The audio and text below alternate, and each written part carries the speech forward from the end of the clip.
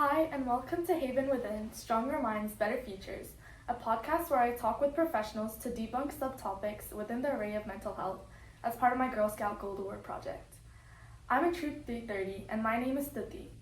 I'm a 10th grade student who attends Valencia High School and is in the Ivy and Valtech academies. I'm also involved in volleyball, lacrosse, and several clubs on campus, in addition to Girl Scouts, so I know what it's like to constantly be juggling academics, extracurriculars, and life in general. I created this podcast because I've seen so many of my peers, and myself too, struggling with academic pressure, stress, burnout, and just trying to live up to expectations others have for us. High school students should not have to just think about surviving, because high school should be a time that we look back on with pride, not pain.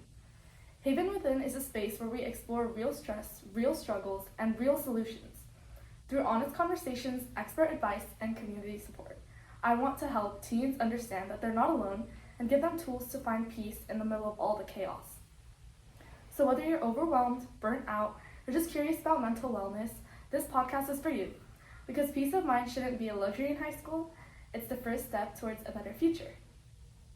So today, I'm excited to welcome a truly inspiring guest to this podcast. Joining us is my Gold Award project advisor, a psychiatrist with Kaiser Permanente in Riverside County, where she primarily works with adults, helping them navigate everything from anxiety and depression to the daily challenges of life. Born and raised right here in Brea, California, she's deeply passionate about supporting mental health through every stage of life. And on top of her full-time career, she's also balancing her second full-time job, being a mom to a toddler. So she definitely understands the realities of stress, growth, and resilience, both professionally and personally. I'm so honored to have her here today to share her insights and help us better understand the tools we can use to take care of our mental health. Please welcome Dr. Harika Reddy. Thank you. Thank you, Stuti, for having me. Of course. Thank you for being here. Of course. So we'll start with our first question, which is, why is mental health important to talk about in today's world? Yeah, that's a really cool question. I would say mental health is a really basic necessity in life, right? We need to be thinking well mentally in order to do things, whether that's being productive, focusing, even maintaining relationships, really any day-to-day things with to just function well. We need to be doing well mentally. Just the way when people think physically, right? We need to maintain our physical health in order to move our bodies, do well physically. So I would say that, when it comes to mental health, it's like the basics of our quality of life. And so that's why I think we're here today, to make sure that the audience of our podcast here can understand how to function better quality of life, which relates to mental health. Mm-hmm. Yeah, thank you. Yeah. That's really insightful. So, what's one common misconception that you think a lot of people have about mental health? Yeah, so I think a lot of people, when they hear the word mental health, they automatically think maybe something's wrong with them, it only relates to certain types of people, but I would actually say it relates to everyone in the world. Like I said, it's important to our daily quality of life. So whether or not someone necessarily is struggling in a certain moment, or even if they don't need to talk to anybody in particular, mental health is still important. Everybody has to maintain that. So I think sometimes people think, hey, it's not related to me, but it doesn't discriminate. It relates to every age, every gender, doesn't really matter. And so I think that's something important to keep in mind, that everybody can possibly find some utility in the podcast that you have here today. Yeah, definitely. I know at my school there's a lot of people who think that mental health is just like if you have depression, anxiety, or those types of things. But I definitely think that a lot of people need to know that it's just the way that you live. So, yeah. Definitely, yeah. You don't have to have a diagnosis of depression or anxiety in order to think about mental health, and you can have symptoms of those things without having a diagnosis too, right? People, everybody has emotions, and so it's possible they have certain moments that they struggle more, and so mental health is very relevant in those moments. Yeah. So, what do you think taking care of your mental health actually looks like? Yeah, so I would say it starts off with basic self-care, right? From the very basics of hygiene, right? Just brushing your teeth, combing your hair, taking a shower, and then kind of moving forward to taking care of your body, right? eating healthy food, exercising, all those things that we think of, we might not necessarily always relate to mental health, but I would say it's related. It helps our mind function well. So starting with that, and then I would say it's utilizing our social support, whether that's friends, family, or anyone else that we feel like we can lean on, really allowing them into our lives, especially when they're stressors. I think it's very important to have that support, and really utilize it, not just having, but feeling like they can lean on to them. That really helps people. Having that community, some people like to attend certain events or be a part of a certain community, and that tends to help people feel connected and feel better mentally. A lot of people say that. I would say those are like very important ones. Other ones I would say is making sure to set aside some time to decompress, to allow some stress to be released. And that's different for different people. Sometimes I know we're talking to a lot of high school students. Sometimes that is maybe being physically active in sports or doing extracurriculars. For some, it might be relaxing at home and drawing or reading. Others, it might just be spending time with loved ones, right? So whatever it is for an individual person, but allowing time to really decompress, I think is very important in mental health, because life is very busy, especially, with school, or like extracurriculars. It can really add up. So I think really allowing that separate time helps people. Yeah, definitely. So with that, so for the next question, I wanted to ask you, what's one simple coping strategy that you often recommend to your patients? Yeah, one I often recommend to them is journaling. I think that's a very powerful tool for a lot of people, and a lot of people have told me it helps them as well, for multiple reasons. I think it releases a lot of stress, right? People have a lot of thoughts, a lot of anxiety, thoughts just circulating in the brain over and over and over, and it's very overwhelming to have all that just up here, right? And so just kind of let it all out, let out their emotions, let out anything that's bothering them, often helps kind of take some weight off their shoulders. And sometimes people don't always want to share it with others. Sometimes it's personal, or maybe it's kind of hard to explain. So it's kind of a safe place that it's still kind of you, but it's outside of you, so it doesn't feel as heavy on you. So it's helpful for that way, but it's also helpful to kind of process things better. If one had like a difficult day, or going through something challenging, it can kind of slow down the brain, right? Because it takes longer to write something down typically and to think about it.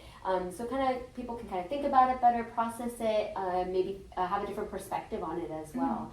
So that's a really powerful one that I think sometimes people underestimate, or people don't think is useful for them, but it really can be. Sometimes it's even helpful to look back on it too and see how things change over time.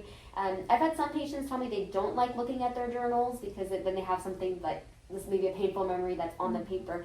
So in those cases, I tell them they can still write it down if it helps them, but they can just throw that away. They don't have to keep it if that memory is more painful to look at than positive. They can even just let out the emotions and kind of get that release, and then just kind of get rid of it. So that option's there for people who prefer not to have it like still in their home or something. Yeah, I think that's a great tool, and me personally, I also use that a lot. So yeah, I think it definitely helps me. Yeah, and I think there's no limit to when it can help. I think different phases of life for a lot of people it's helpful. Yeah. So next, I want to ask you, is there a small thing that anyone can do today to improve their mental well-being?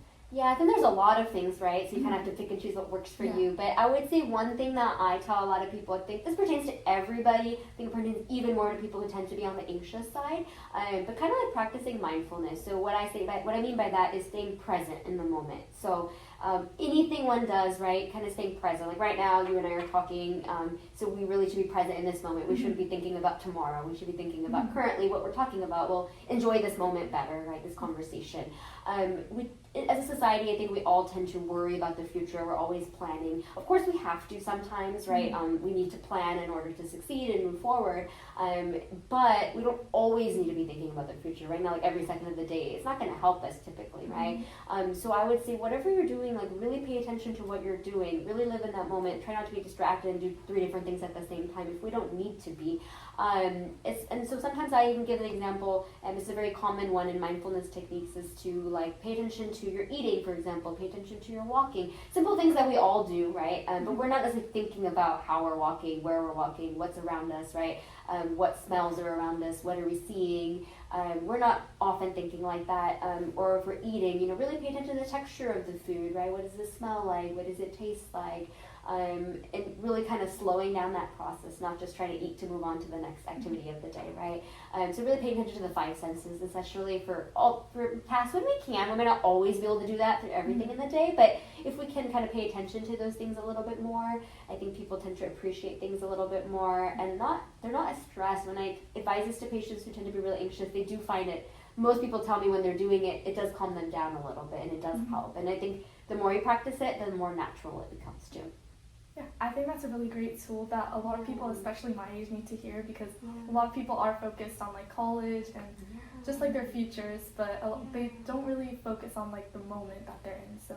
Right. Yeah, and I think I think these things, it keeps changing, different life stages, of course. I think in a high school age, yeah, of course you're planning for that next step, but that kind of next step just kind of keeps happening, right? Whether it's schooling or in the workforce, it kind of always is always a next step. So there's never really a pause per se, right? And so I think it's very important to be in that moment, still plan, but then also be in that moment, right? And so that way, like you said, you want high school to be a good memory. Yeah, so you want to have all these memories that you did enjoy fully, and you can think back on and remember better rather than, I only remember the stress, right? Yeah, exactly. Yeah. And for the last question, I want to ask, why do you think that people still hesitate to ask for help?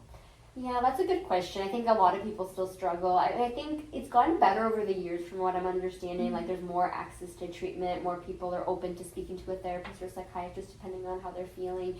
I think for a lot of people, there's still a little bit of that barrier though. There's still a little bit of a stigma around mental health, like, it's not good to ask for help, or that means something's wrong with me.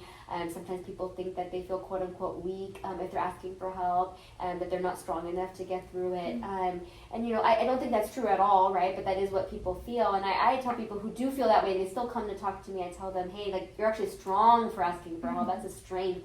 To be able to admit that you're struggling with something and you're trying to get help, right? You're very vulnerable to even be able to do that, right? Whether even it's to a family member to tell that to, that still requires some vulnerability and strength, right? So I think it's kind of for people to kind of understand that mindset that it's okay to ask for help, it's a good thing, and that kind of knowing that a lot of people struggle with their mental health, whether or not they speak to someone formally or professionally. It's normal to have stressors, right, during life. And so kind of just accepting that everyone does, not everyone talks about it, but it's okay to ask. And just kind of, I think, believing that, I think, is part of it. And then having that social support. I think sometimes people don't always have the support that tells them that. Maybe people have certain family members or certain friends that maybe also kind of continue that messaging, like, no, you don't need it, you're doing okay, there's no reason to be sad, right? And sometimes those things aren't always simple. Maybe sometimes, like, I have patients different stages of life who maybe tell me they're depressed, but they have everything good in their life. They say, I have so many good things, so many good, so much good family, so many good friends. I have a good, whether they're in school or work, they're doing well, but they still might be depressed, for example, right? So sometimes these things aren't, like, straightforward, right? And so you could still have really good circumstances and still have a hard time, or you might have poor circumstances and do relatively better, right? Everyone has it a little bit differently, and so kind of acknowledging everybody's different. And probably more people are seeking help than you realize. It's not like my patients who are younger are all telling everybody they're seeing someone for help, right? So there's probably a lot of high school students who are getting help, right? And so I think just kind of knowing that you're not alone, right? There are going to be other people who are experiencing similar difficulties. And so I think just getting that messaging out there, so I think this podcast is important so more students can understand, hey, this is a very normal thing. Mental health affects everybody. And so kind of just allowing that to sink in, I think the more the awareness is out there, the more people will ask for help when they feel that they're struggling. Yeah, definitely. Yeah. Thank you for watching this episode, and I hope you were able to learn something new about mental health. This is just the surface of mental health, and the next episodes are going to focus on specific subtopics, ranging from mental health disorders to simple stressors in life. There's so much more to explore, and I'm really excited to go on this journey with you all. So make sure that you subscribe to this channel for updates and future episodes. And until then, take care of your mind because peace starts from within.